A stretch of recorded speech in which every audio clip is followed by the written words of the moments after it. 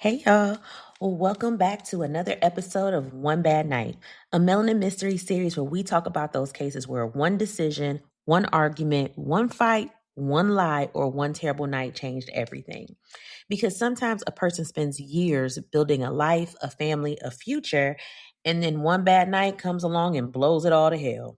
Now, if you're new here, hey friend, I'm Tiffany, your favorite true crime cousin with Wi-Fi, and every week we get together to talk about the cases that leave us clutching our imaginary pearls, sipping our drinks a little slower, and asking now who in the entire foolery and buffoonery approved this. And baby, today's case, as usual, is a hot mess wrapped in controversy, dipped in confusion, and served with a side on what in the actual hell happened here. Because we're talking about a case that had America arguing harder than family members at Thanksgiving dinner. A case that divided lawyers, judges, parents, psychologists, wrestling fans, and pretty much anybody with an opinion. And trust me, everybody and their mama had one. Because at the center of this story is a 6-year-old little girl who should have been worried about cartoons, snack time, and what she was wearing to school the next day. Instead, her life was cut tragically short. And on the other side of this tragedy, a 12-year-old boy who would eventually find himself facing a life sentence. Now, wait. Before y'all start typing emails, cussing me out through the speakers, or arguing with your car dashboard, let me tell you right now, this case is not black and white, not even a little bit.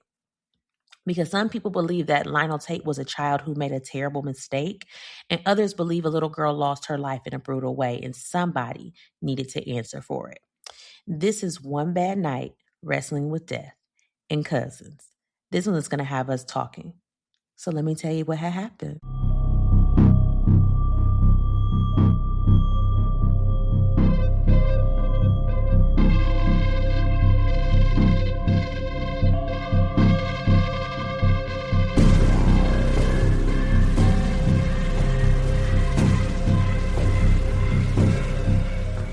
So let's go ahead and set the scene, y'all.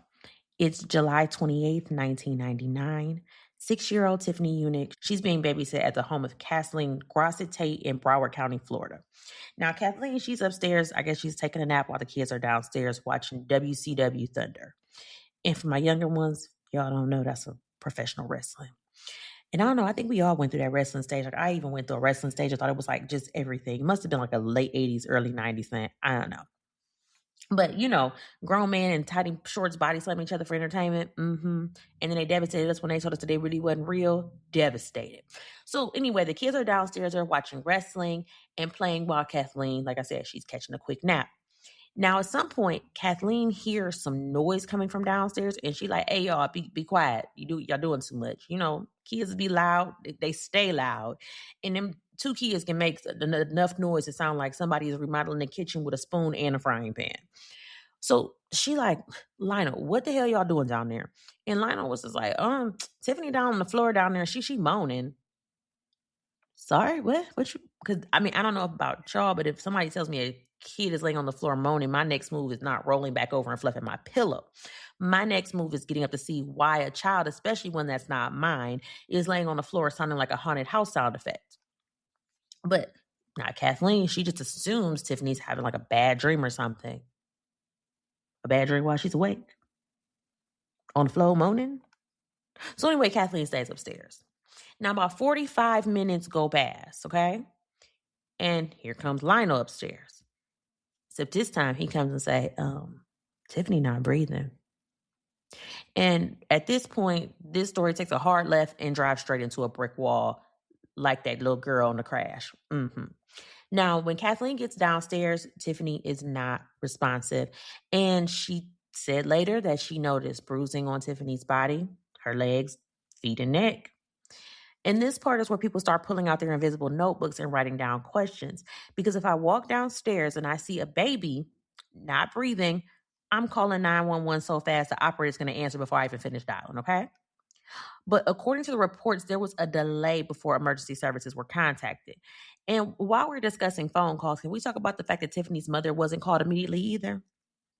Because, excuse me, my child is injured. There's emergency responders involved. And nobody's first thought was maybe we should call this girl's mama. It's so much wrong with this story, but we're going to keep going. Because this is a part of the story where my eyebrows permanently move into my hairline. So Tiffany's mother, Deweese, I hope I'm trying to pronounce that right, Deweese Eunick, wasn't notified until after Tiffany was already in the care of emergency personnel. And I don't know about y'all, but as a parent, that detail alone would have had me ready to fight that lady. I would have beat that lady from here to New York. I ain't gonna hold you.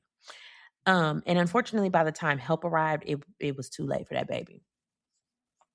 Let me tell y'all, by the time the medical examiner got involved, the story got even crazier. Because what Lionel told police, his mama, and he said they were just wrestling. That's his story. He was going to stick to it. He said he had Tiffany in a headlock. He said she hit her head on the table. She started crying. She rolled around on the floor. She peed on herself. And he said she started acting, quote, like a baby. And you know what that little boy did after all that? He said he went back to watching TV. That's the story he gave. But when the ME looked at Tiffany's body, her injuries told something totally different.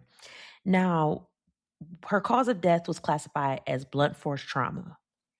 And I probably should have gave y'all a trigger warning because this is a lot. So it's going to be graphic. So my apologies in advance for not giving you a trigger warning, but here is the trigger warning. She had a fractured skull, a fractured rib, a lacerated liver, and there was swelling on her brain and bruising so severe that experts compared it to injuries seen in people hit by a speeding car. A speeding car. Now, I don't know what type of wrestling match y'all had growing up, but I know for damn sure nobody in my neighborhood came home play fighting looking like they got into an argument with a Honda Accord. And that's why the PD was not playing that this was just kids playing around. Let's say, because by the time the medical examiner finished examining Tiffany's injuries, like I said, they thought that she had been punched, kicked, stomped, and beaten. And they was not playing around with Lionel. They didn't care. He was 12 years old. They arrested his ass that day on July 28th, 1999. So his ass went to jail at 12 years old. And that's the age where most kids are worried about summer vacation, video games, and whether their mama gonna let them spend the night at somebody's house. Meanwhile, Lionel over here being charged with murder. And specifically, prosecutors charged him with open murder. So let me explain and break that down to y'all just because somebody may not know. So open murder basically means that prosecutors are saying, we know a murder happened, but we're still determining exactly what degree of murder fits the evidence. So instead of immediately saying first or second degree murder, they leave the charge open until they can kind of sort through the facts. And when I tell you, there were plenty of facts to sort through. Now, of course, like I say, this is a sensation because you have a 12-year-old who is being charged with murder of a 6-year-old. So you know the media is going crazy. And everybody's debating. And Lionel's family and Tiffany's family are living a complete nightmare because it's chaos on both sides. As the mother of a 6-year-old, you drop your child off so you can go to work and you come back and she's dead. And as Lionel's mama, you upstairs just trying to take a nap because I know it's been many a times like I be upstairs taking a nap, my kids down here doing whatever. You may hear somebody crying. You don't really think too much of it. But if that's not my kid, I'm getting up because I know my kids, but I don't necessarily know somebody else's kids. But that's what happened.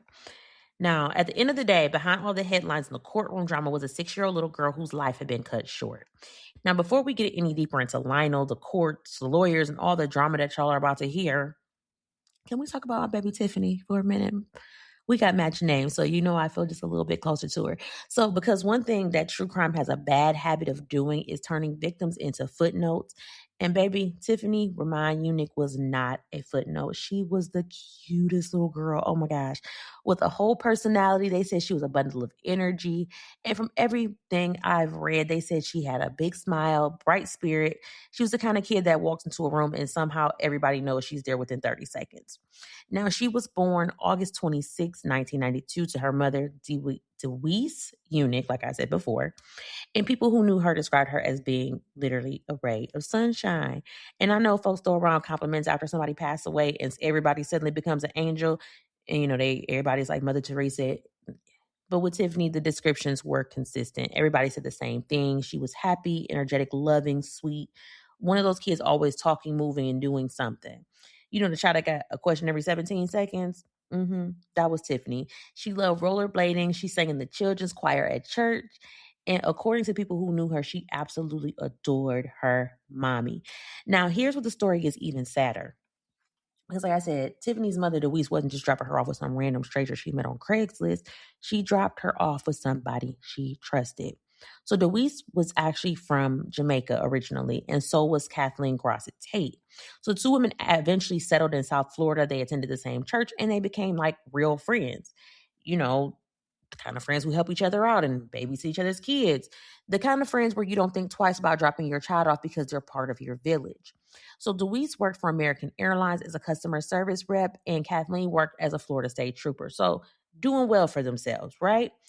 Single mamas trying to make it work, helping each other where they could,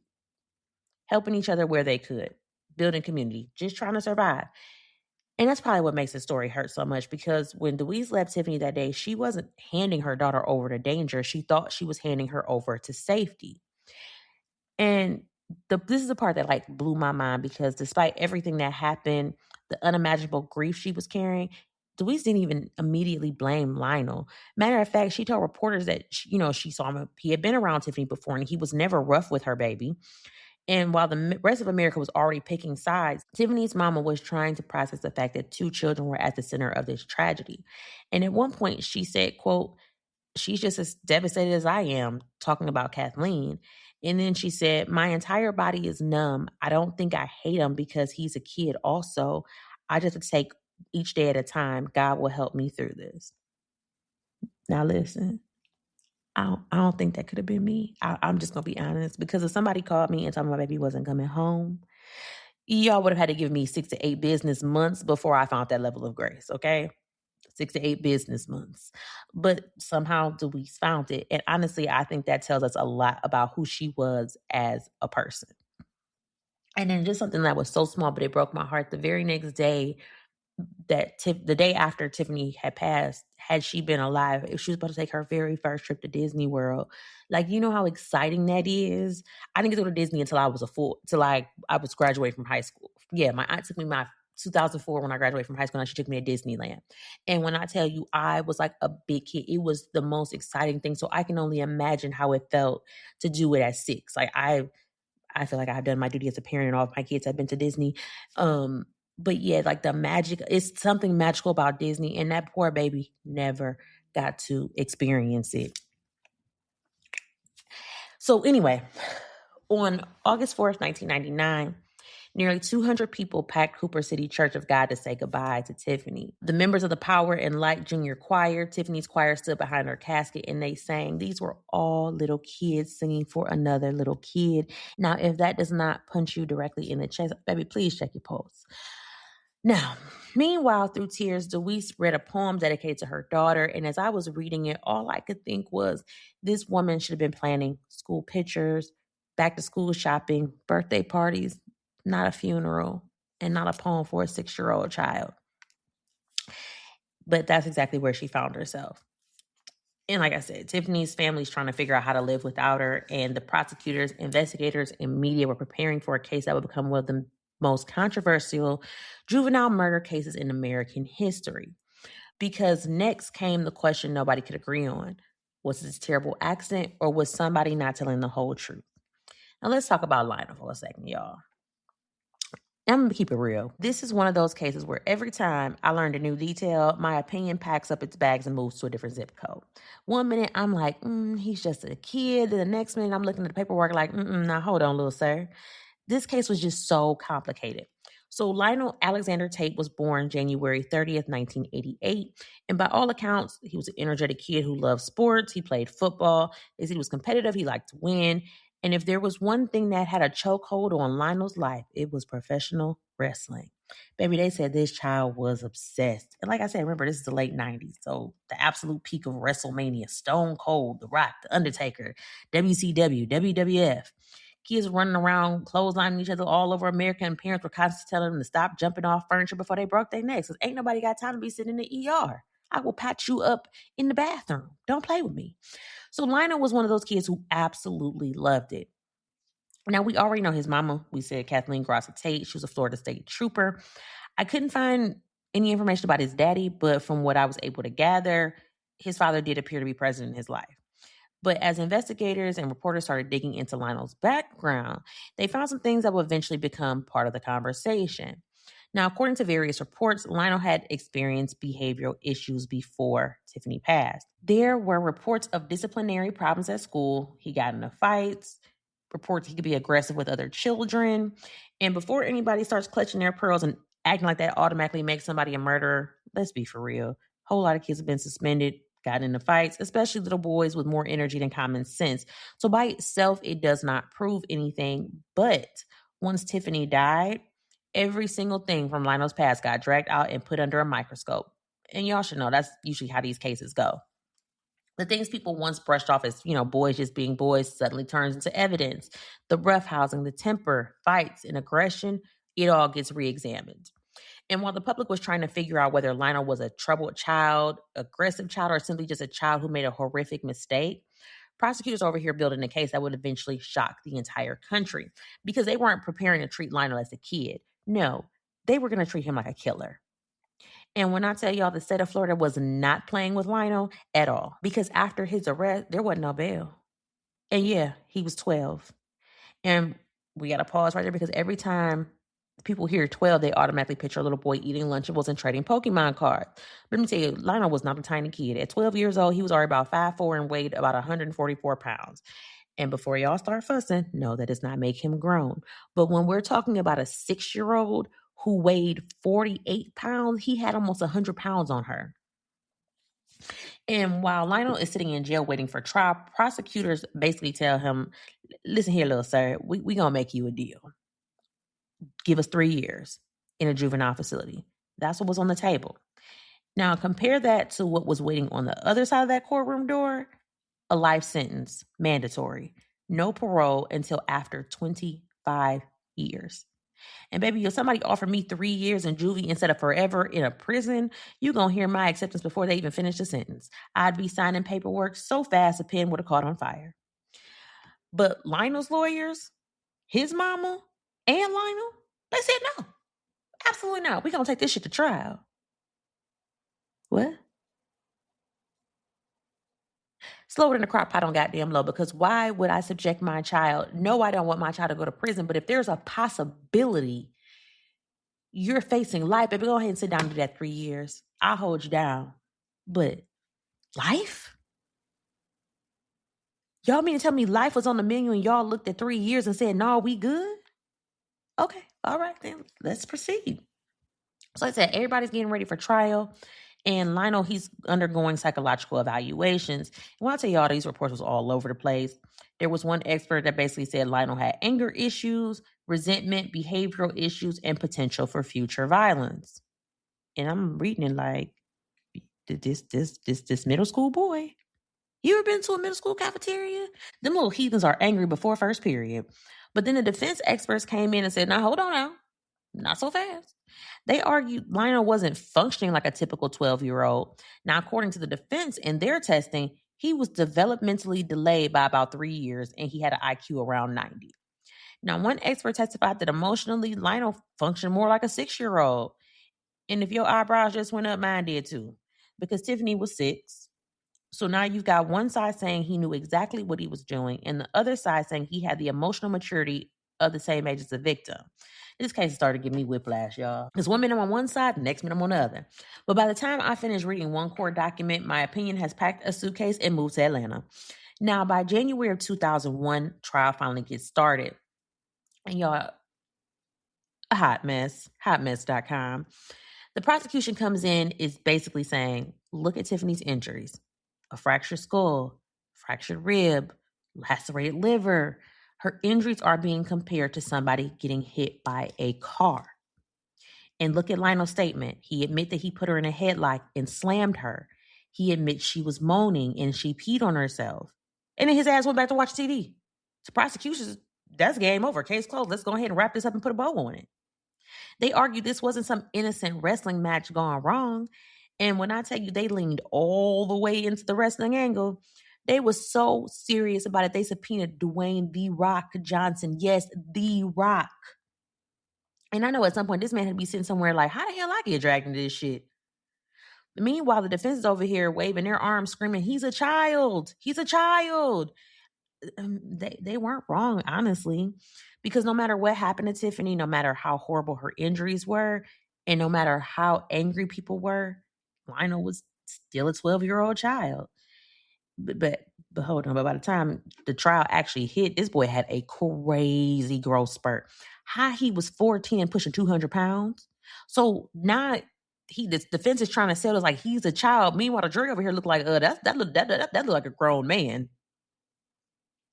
So physically he looked older, but mentally, even though he may have been 14, 15, according to the defense, mentally he's still years behind.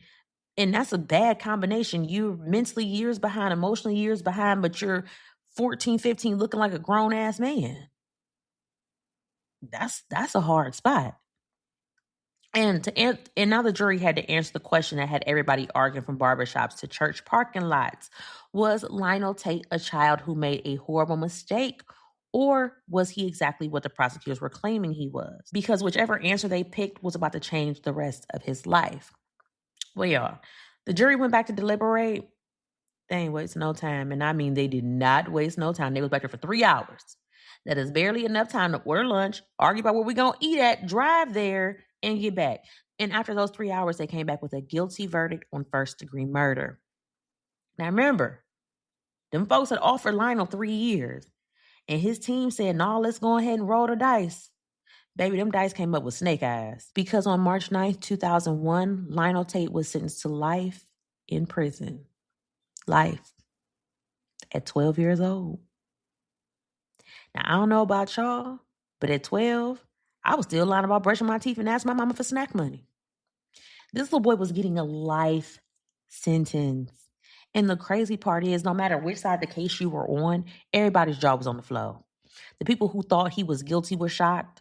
The people who thought it was an accident were shocked. The people who couldn't stand his little ass were shocked too. Everybody was just shocked. Because now we're in a territory where nobody had really seen before. You have a child that's sentenced to life. And when I say America lost its mind, the news was everywhere. It was on court TV, CNN, newspapers, radio, church gossip, beauty salons, barbershop. Everybody was talking about Lionel Tate. And before Lionel even had time to learn where the prison cafeteria were, folks was already organizing. By March 18th, Reverend Al Sharpton was in Fort Lauderdale leading a rally demanding clemency. Now listen, I get the argument. I do. A life sentence at 12-year-olds is wild. And we just talked about Latasha Armstead, who got a life sentence at, she was facing life at 13. So it's crazy. Like, his mattress still had factory creases in it. The prison-issued toothbrush wasn't even broken in yet, and folks already outside talking about free Lionel. I said, damn, can we wait till the ink dry at least? Now, everybody else was fighting over whether Lionel should be free, but you know what? You know who was mad as hell? The WWF. Because remember, Lionel's defense had basically been saying that wrestling influenced what happened to Tiffany. The WWF was like, excuse the hell out of me, please let us out y'all shit. Baby, they was hot, 38 hot. So hot, they filed a multi-million-dollar lawsuit. And I know, honestly, somewhere The Rock was sitting there in this match and thinking, now, how did I go from wrestling Stone Cold to be mentioned in a murder trial? Matter of fact, they tried to subpoena Lionel himself to do a deposition. And Lionel's attorneys basically said, absolutely not. Y'all not about to have this child sitting down talking himself into another charge. For once, in this case, somebody made a decision that made sense. Now, while all this foolishness is happening, people start asking a question that should have been asked from day one. What about Kathleen? Because let's run this back. Lionel was 12. Kathleen was grown. Lionel was a child, but Kathleen was a babysitter. Lionel wasn't responsible for Tiffany, but Kathleen was. So people start asking, why is a 12-year-old fighting for his life in court while the adult is over here living her life? Because let's not forget, she heard Tiffany moaning. She didn't go check. There was a delay before 911 got called, and Tiffany's mama wasn't notified immediately either. Now, prosecutors looked at it and basically said, no, we ain't gonna take no charges. Nothing. And baby, that decision had people arguing too. Because if there's one thing America loves, it's arguing about who should have been charged. And the ones that should be charged still sitting up there with 34 felonies in the White House, but people can't get a job who got a felony. It's wild. This is the most ghetto place I've never been in my life. The ghetto. But she wasn't letting it go completely. So she did file a civil suit against Kathleen's homeowners insurance company, and she eventually settled for $100,000. Now, was that going to bring Tiffany back? Absolutely not. But what it did tell me is that even after the criminal trial ended, folks were still trying to figure out who should have been held responsible for what happened in that house. And y'all, if you think the story ends here, baby, we just get into the part where things get messy. By this point, folks are in a complete uproar because regardless of how people felt about Lionel, a lot of people simply could just not get past the fact that he was a 12-year-old that just got sentenced to life in prison. And when I tell y'all folks was fighting over this case like it was Thanksgiving dinner and somebody brought up politics, ooh, don't do that in my household. Can't do that. That's why me and my daddy don't be speaking. But you had one side saying Lionel absolutely deserved it. You had another side saying the punishment was excessive. You had people arguing about race, child development, the justice system. People was even arguing about wrestling. The whole country had something to say. And eventually those opinions made their way to the Florida Governor Jeb Bush. Now, because if enough people complain loud enough, eventually somebody's mailbox starts suffering. And when I tell you his mailbox was working overtime, there were so many letters, phone calls, petitions. Everybody wanted Jeb Bush to do something. But by June 2002, Bush made his position crystal clear. He rejected calls for clemency and said Lionel would need to serve at least 2 years before he would even consider it. Basically, what this man said is y'all keep writing if you want to, but I'm not changing my mind. Now, some of the letters that he received were heartbreaking. So I'll give you a couple. One woman wrote, "Dear Governor, quote, my heart is broken. Don't let 2 lives be thrown away. Signed, Sylvia Jordan." Now, other folks, baby, they was not trying to hear none of that. One letter read, "Your Honor, Governor Bush, I urge you, sir, to let this case be. Judge Lazarus made a tough but courageous decision. Lionel got exactly what he should have got. This is justice, Governor Bush, and I can assure you that most Americans support Judge Lazarus.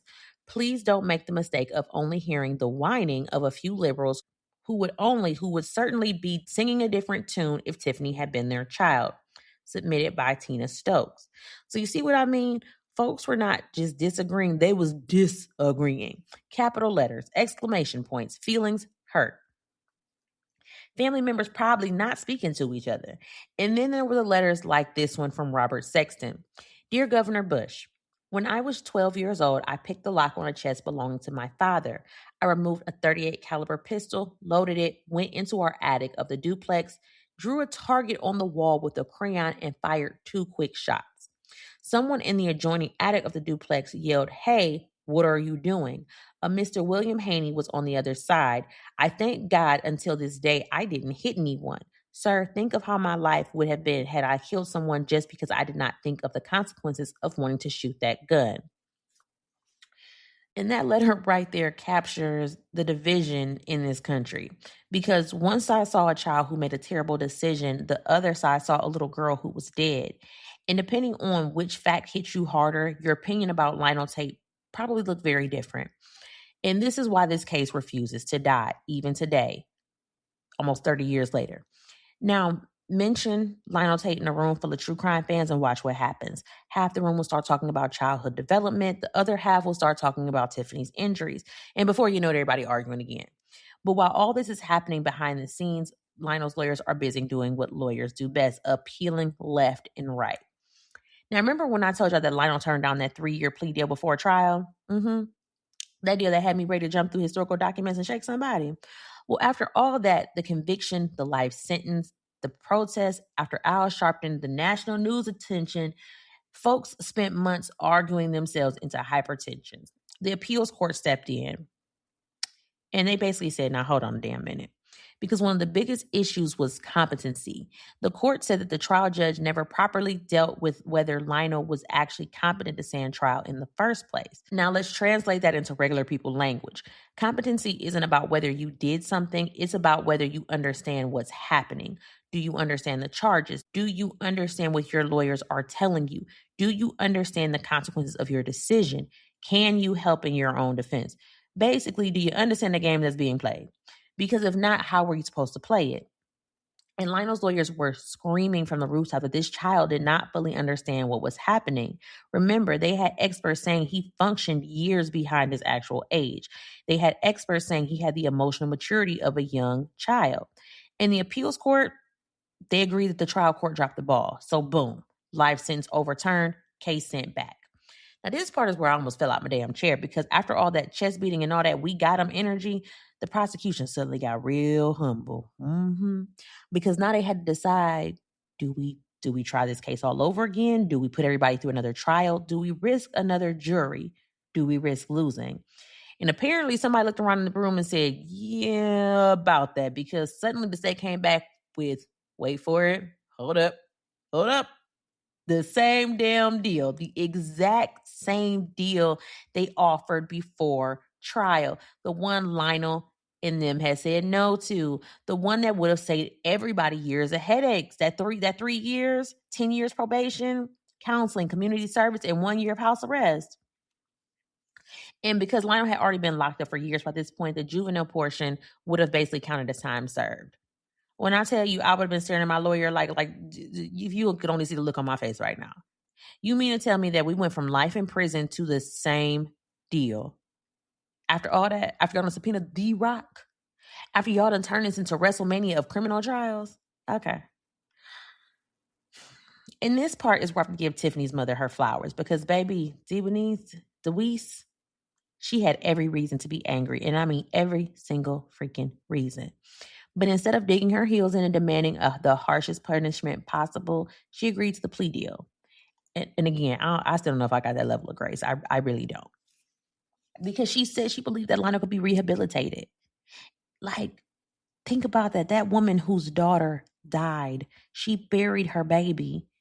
That lady had to stand over a tiny casket and she believed that that boy could still be saved. She just wanted one thing. She wanted accountability.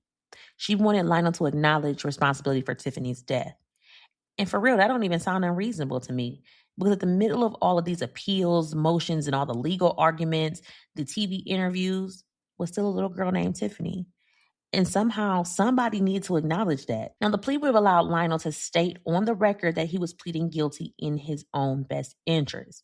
And baby, after rolling the dice the first time and ended up with a life sentence, suddenly acting in your own best interest sounded like an excellent idea. Because the first time Lionel gambled, he lost everything. The second time, the house was offering him a way out. And this time, everybody was paying attention to see whether he would finally take it. Now, y'all, I need everybody to gather around because this next part irritated my spirit. Because after all that fighting, the appeals, the protests, after folks writing letters, Al Sharpton was up there coming down for you. People marching, arguing on TV after folks saying Lionel deserved another chance. Baby, he got that chance. January 27, 2004, Lionel walks out of prison. And when I tell y'all, folks were invested in this case, his release was shown live like he was dropping a new album. Now, he wasn't completely free. Let's not get carried away. He had an ankle monitor. He was on house arrest, and he had 10 years probation hanging over his head. And if he messed up, he was going right back. And here's the crazy part. Everybody knew it. He knew it. His mama, his lawyers, the judge, the whole damn country knew it. All this man had to do was stay out of trouble. That's it. That's the assignment. Breathe, drink water, mind your business, stay out of trouble. So eventually he goes back to court. He enters a plea. And I mean, he didn't exactly jump up and scream, I did it, but he did say enough for the court to accept it. Tiffany's mama was not happy because she still felt that he did not take accountability, but it was close enough for the judge to accept it. So, plea accepted, case moving forward, life goes on. Or at least that's what everybody hoped. Now, by this time, Lionel's 17, still young, has his entire life ahead of him, has opportunity to prove to all these people who fought for him that they weren't wasting their time. Y'all better get pissed off because I wanted to kick him in his shins. Do y'all know this man didn't even make it 2 years? He not 2 decades, not 10, not 5, not even, but May 2005. He wasn't even out a year and a half. This boy get arrested again. And when I say y'all, I had to stop and I was staring off into space for a minute because I have no understanding. It wasn't like a little curfew violation or missing a probation meeting. No, he said go hard or go home. They said this man robbed a pizza delivery driver at gunpoint. A pizza man? A pizza man, sir? The man was bringing pizza. After everything you just went through, after them people fought for you, wrote them letters, after them folks said you deserved another chance, you out here robbing the pizza man? I'm pissed off. This pissed me smooth off. There are people sitting in prison right now who would have done anything for the second chance that Lionel got. And he got it. He actually got it. Got off freaking the ankle monitor and just lost his goddamn mind. Turned around and did some more dumb shit. I don't even know what to say. He was going to take that shit to trial again, too. He's slow. See? Shit. Fuck it. He is slow because you got to be slow. Because why? Like, you know you have this probation hanging over your head. All you got to do is sit your ass the fuck down and shut the fuck up. So he takes a plea. You know, they gave this man 30 years because he was literally looking at that life sentence. They gave that man 30 years. Then they actually threw another sentence at him that ended up running. They gave him another 10 years.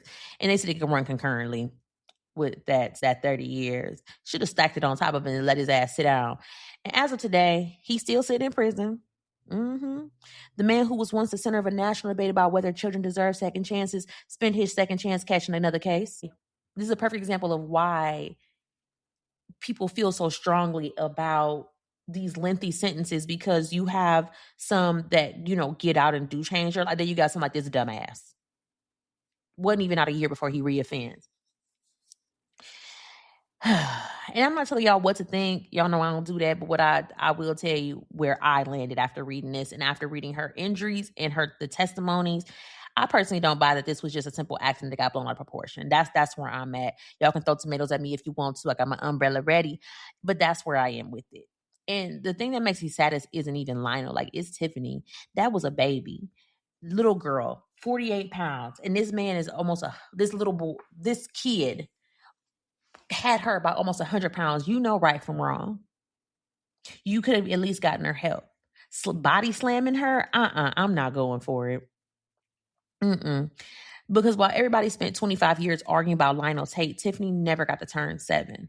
She never got to become a teenager. She never got to graduate. And that's the part of the story that people forget. And mind you, I went and looked up his inmate photos. First of all, they turned that man every which way but loose in that bitch. His collar, his shirt all stretched out. He looked crazy in the eye. Real talk, that nigga get out. He gets out in 2030. He gonna do that shit again. I guarantee you, he is going to shenan again. There is no doubt in my mind. He gonna get out in 4 years. I think it's like May 1st he gets out, 2030. That man gonna cut the fuck up again. He is going to do something. So mark my words. I said that shit. Watch. Just watch. When that man get out, I don't even give him 2 years. He will be back up in that bitch. He is going to be one of those habitual offenders and the next time he might catch another murder charge. I don't know, but he gonna do something. I just know he is. I can see it all up in his eyes. You can tell the nigga ain't right in the head, and I'm sure being incarcerated since you were 12 did not help. I'm sure it didn't. That they done turned that little boy every which way but loose in that bitch, and he is going to fuck up again, and he gonna do something else. I don't know what it is, but he gonna do something else, and mark my words, that little boy gonna be sitting right back up in jail. But he's grown now. He's 30. Let me see. He was born in 88. I was born in 86. So he's 38. Yeah, he's 38. He gonna get on and he gonna be acting fucking fool again. It's just such a disappointment. After all them people went through for you, the marches, everybody got involved, and you done fucked it up after it. Just slow. Okay, I'm gonna let y'all go. So I hope y'all enjoyed this episode of One Bad Night. Oh Lord, this was another one. So I would so very much appreciate if you are enjoying the show, if you could leave me a 5-star review. And if you have already left me a 5-star review, I much appreciate it. Even if you've left a 5-star review, if you could just leave a comment, all comments and all of that, it really does help the the algorithm pushed the show. And I don't know if you all know, but Black true crime, and this is a conversation that us creators have been having about Black true crime. People don't know we exist because one, they won't give us our own genre, and two, they only push you if you're a really, really big podcast. So, and I remember experiencing that even trying to search for Black true crime podcasts, you're not going to come up with much. So the way that we grow is by word of mouth and the reviews that you all leave. It really helps not just me, but it helps all of my other creators. Y'all know the fam. Renee over at Melanin Mayhem, Antoine over at Not My Brother's Keeper, Anthony over at Bitch I Can't, Tipsy Tales with T, and why am I forgetting my girl Nisha over at Hot Garbage? People don't know we exist, and we have to tell our stories our way. So we are really counting on y'all to help us get those stories out there. So if y'all could please, please, please, not just me, but all of us, leave us reviews, leave us comments, because it really, really, really helps us. And we deserve the right to tell our stories our way. So with that being said, I will catch y'all again. I got another crazy case for y'all coming up on the main Melanin Mysteries. Ooh, child. So I will see y'all then. I hope to then y'all have a wonderful rest of y'all day. And thank y'all for stopping by to kick it with me.